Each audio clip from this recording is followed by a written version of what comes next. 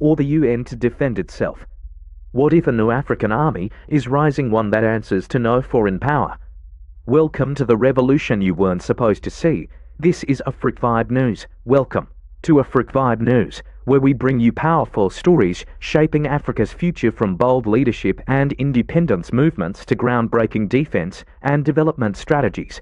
Today, we dive deep into one of the most revolutionary projects in African military history. In a time when the continent has been carved by colonial borders, constrained by donor-funded peacekeeping missions, and often silenced in global security conversations, 3 West African countries have decided enough is enough. Mali, Burkina Faso, and Niger are building a unified military force, an army that answers only to their people, not to Paris, Washington, or Brussels.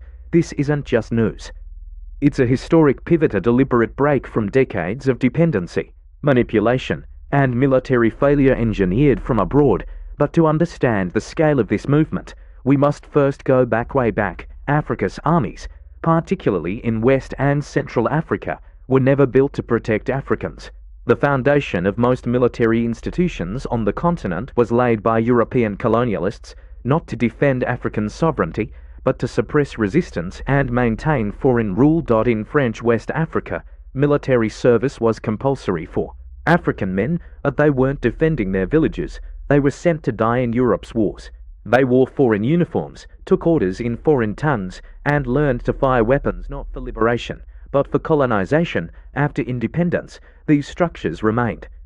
Most African armies didn't undergo serious reform. Colonial command, hierarchies, French doctrines, European ranks, and external dependency continued, and so, when insurgencies began to rise, first sporadically, then rapidly, most African militaries found themselves ill-equipped, poorly trained, and dependent on foreign partners to handle the growing chaos. Nowhere has this crisis played out more violently than in the Sahel, a vast, arid belt stretching across the width of the continent, plagued by jihadist militancy, climate shocks, and crumbling governance. Mali, Niger, and Burkina Faso have endured years of spiraling insecurity. From remote villages to major towns, entire regions have fallen outside government control. Foreign actors poured in with promises of help.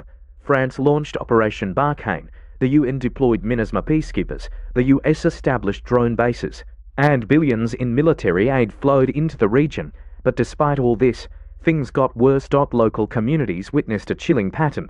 The more foreign soldiers arrived, the more territory was lost, and the more civilians died. Armed groups adapted quickly. They learned the terrain, moved through forests and deserts, struck at will, and melted away. Foreign forces were slow, bureaucratic, and disconnected from the ground reality.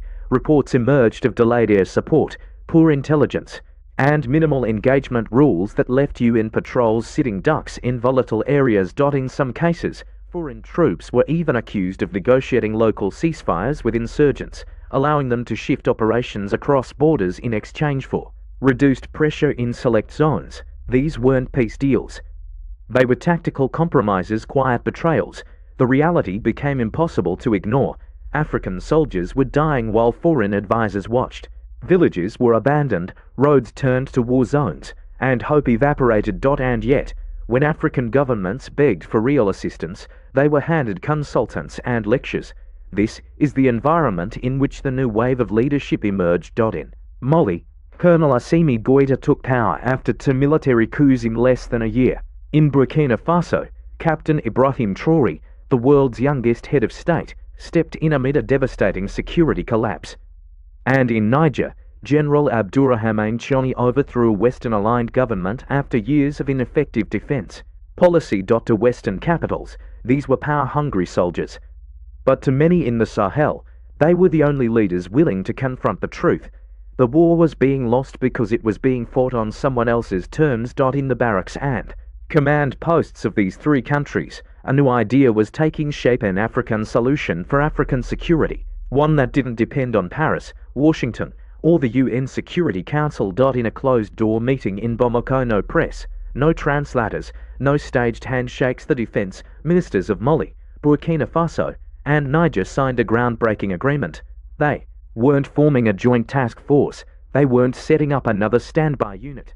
They were building a new army, a real continental force with shared command, joint doctrine, and borderless operation. The alliance of Sahel states, AES, was more than a diplomatic bloc. It was a military confederation with teeth. Key components of the agreement included cross-border deployment authority. Soldiers from any AES member could operate in another without needing foreign clearance. Joint command structure, a rotating high command across member states to ensure equal leadership. And operational unity, new military doctrine, developed from scratch, not inherited from France or the US, but based on terrain warfare, insurgency response, and asymmetric strategies unique to the Sahel. Shared logistics, fuel, ammunition, and food would move seamlessly along military corridors reinforced by rail and road upgrades. Sovereign procurement, weapons and drones would no longer come with Western strings attached. Instead, AES leaders began forging new supply chains with countries like Russia, Iran, Turkey, and China. Even more radical was the ideological framework of this army. This wasn't a ceremonial force for national parades. It was designed to be a people's army, integrated with local communities and accountable to citizens, not to donors. Western-aligned African armies are often hobbled by bureaucracy, corruption, and over-reliance on advisors who don't understand local realities. Even the African Union's standby brigades have been criticized for their slow response and lack of cohesion, but the AES is being built differently. It is governed by urgency and necessity, not theory. Instead of outsourcing training, they're establishing their own academies. Instead of copying outdated colonial doctrines, they're writing new ones designed for terrain-based counterinsurgency, low-resource operations, and extreme mobility. And most importantly, the AES military project is fundamentally political. It's a rejection of dependence, a statement that Africa doesn't need to be managed, babysat, or pacified. It can build, lead, and defend itself on its own terms. When Mali, Burkina Faso, and Niger decided to unify their defense strategy, they knew they were starting with broken pieces. These weren't countries flush with military budgets. These were nations emerging from coups, scarred by years of conflict, and exhausted by dependency on unreliable foreign support. What they had was not polished arsenals but scattered troops, fractured doctrines, and a burning determination to never again rely on outsiders. They also had one crucial asset: full control of their land. With foreign bases being closed, diplomatic ties with former colonizers severed, and influence from Western defense contractors removed, these nations could finally rethink everything from how soldiers are trained to how wars are fought. They didn't just want an army, they wanted a new military identity. In most African armies, military doctrine is inherited. France trains one, the US trains another.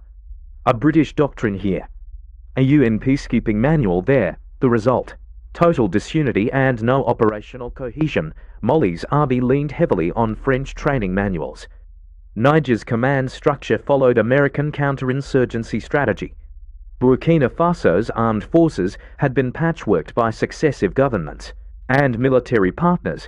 So the AES made a bold decision: throw it all away, start from scratch. In the second Bamako summit, military leaders and strategists came together to create something unheard of in modern African defense: a joint combat doctrine, not just a shared mission statement, but a tactical guide built from the ground up to reflect the terrain of the Sahel, from Mali's rocky highlands to Burkina Faso's savanna to Niger's desert plains. The enemy's mobility fast, decentralized insurgents using motorcycles, human intelligence networks, and drones. The limitations: low-tech gear, budget constraints, and no real-time foreign intel. The strengths: local knowledge, historical, warrior traditions, and a high degree of community loyalty. The doctrine emphasized joint patrols, mixed battalions across countries operating as one unit, asymmetrical warfare training, focused on light, fast movement, not armored parades. Decentralized command, units trained to act with independence, not wait for centralized orders. Cultural fluency, commanders would learn local languages, customs, and terrain, something no Western general could replicate. Instead of sending officers to Sandhurst, Paris, or Fort Benning, the AES opted to build its own training institutions. The first AES combat school is already under development on reclaimed military land in northern Burkina Faso, an area previously devastated by insurgent control. Now, it will become the beating heart of a new security doctrine. These institutions will not only teach tactics, they'll instill a shared identity, ensuring that a recruit from Mali can fight seamlessly beside a Burkina or Nigerian comrade. From uniforms to insignias, language of command to operational drills, unity is being hard-coded into the DNA of the force. Recruits are trained in local environments, not sanitized military bases, but actual forests, deserts, and riverine zones where combat happens. But more importantly, these academies aim to reorient the African soldier's role. No longer enforcers of political power or tools of foreign strategy, they are trained as defenders of the people, answering not just to their state, but to their communities, unlike ACOWs or standby forces, which are often paralyzed by bureaucratic turf wars and unclear command chains. The AES is instituting a rotating high command system. Here's how it works. Every year, one member country hosts the strategic headquarters. That country appoints a supreme joint commander. Officers from other countries relocate to serve under that command, rotating through new terrains, command cultures, and languages. This is not just symbolic.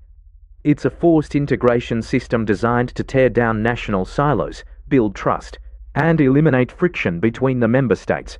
Think of it as military exchange with a purpose. Within just a few years, the AES expects to have hundreds of officers with cross-border leadership experience, something unheard of in most African defense systems. This makes the AES not just interoperable, but resilient. If one command structure is taken out, another can immediately take over. That's battlefield survivability, something foreign trained forces often lack. One of the most revolutionary steps in the AES security architecture is the creation of an independent communications and command network. The AES grid, Western defense systems rely on satellite coordination, cloud-based intelligence sharing, and foreign-operated logistics chains. This creates dependency and vulnerability. So the AES is developing a secure digital infrastructure, reportedly with help from engineers from Algeria, Iran, and even North Korea. This grid includes encrypted field radios immune to interception by Western SIGINT, ground-based data hubs that function under satellite blackout conditions, secure routing lines for command messages, movement orders, and surveillance data. This makes AES one of the few African military bodies capable of operating fully offline, without foreign surveillance or data monitoring. It's not just about privacy, it's about sovereignty, logistics, supply and arms. Breaking away from Western chains, no army survives on tactics alone. It needs fuel, food, weapons, uniforms, and transportation. Traditionally, African countries have imported their defense needs via Western-approved logistics chains, often tied to conditions like loan repayments, election compliance, or diplomatic concessions. The AES has declared this over. At the Bamako coordination meeting, defense ministers designated military corridors across the Sahel road and rail lines that would be upgraded, guarded, and prioritized for troop and equipment movement there, also cutting out old suppliers. Instead of relying on US or European vendors, AES procurement teams are signing contracts with Russia for light arms, armored vehicles, and military trainers, Iran for drone technology, anti-insurgency kits, and digital jamming tools, China for logistics vehicles, surveillance equipment, and communication gear, Turkey for light UAVs, paramilitary protective gear, and mobile command bases. Even more ambitious, the AES is planning a joint arms production zone, ammunition factories in eastern Burkina Faso, drone assembly lines in Niger, combat vehicle repair depots in Mali. This is about long-term sustainability. No more begging for bullets or waiting for spare parts. Africa is beginning to arm itself. The most radical difference between the AES and past African military efforts isn't just in hardware, it's in philosophy. The AES army is not being built as a shield for governments. It's being built as a weapon of the people. In Mali, traditional hunter guilds, the Dozo, long protectors of rural areas, are being formally integrated into the paramilitary patrol framework. In Burkina Faso, civilian watch groups are receiving training to work with the AES on intel collection and logistics. In Niger, tribal elders and community leaders are being embedded into recruitment planning to ensure fair representation and local trust. This isn't about creating militias. It's about ensuring the army grows out of the local soil, not imposed from above.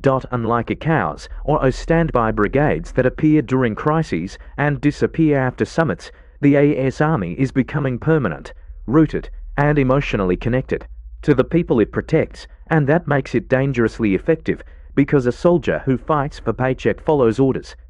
But a soldier who fights for his village never quits.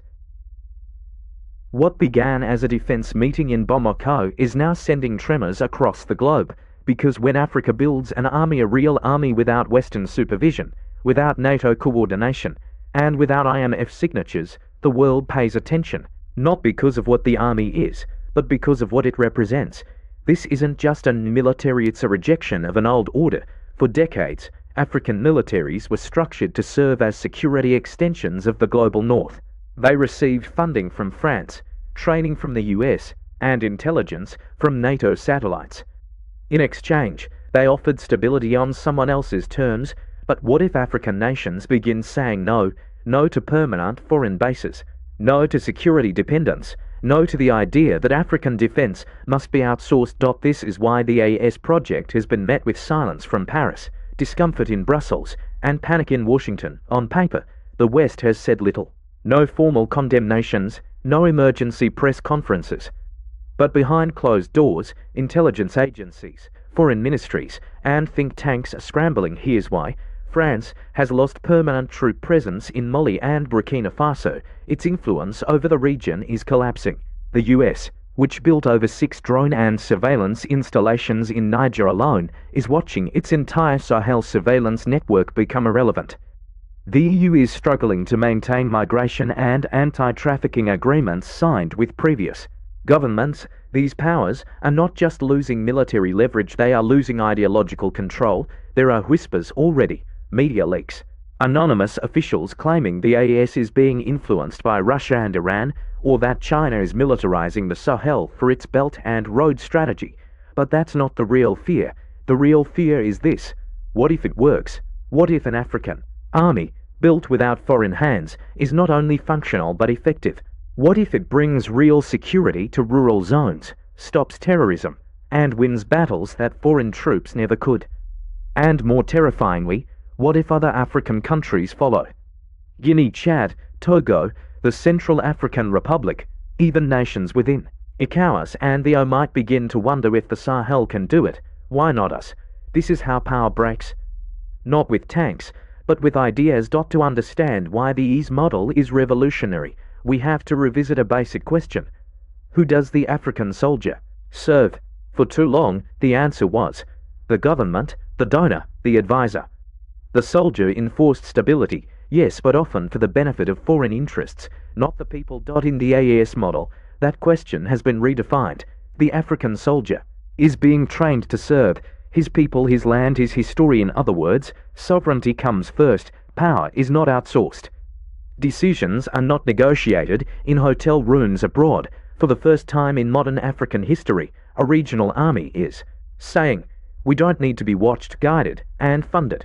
We can fight our own battles. This shift is ideological, but also practical. Instead of serving to maintain a status quo designed in Washington or Paris, soldiers now fight to defend a future defined by their own people. That's not just national defense, that's national rebirth. The rise of the AES poses an existential threat not just to foreign military power, but to the very structure of African geopolitics. Take ICAOs, for example. For years, ICAOs was considered the central hub for West African diplomacy, conflict resolution, and economic integration. But ICAOs has been increasingly seen, especially by AES states, as a proxy for Western power. After the coups in Mali, Burkina Faso, and Niger, ECOWAS imposed sanctions, threatened military intervention, suspended memberships. Yet at no point did ICAOs address why these coups happened. No dialogue, no compromise, just punishment.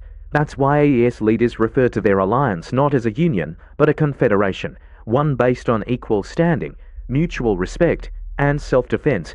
There's a real possibility now that West Africa could split into two blocks, one under the ECOWAS France-EU, NATO umbrella, one under the AES, aligned with non-Western partners, and internal doctrines that divide could shape everything: diplomacy, trade, defense, migration, and digital infrastructure. The scramble for Africa is no longer about who owns the mines or builds the railways, it's about who controls the rules, and AES wants to write its own. Ideas are powerful, but in war, ideas are only as strong as the boots on the ground.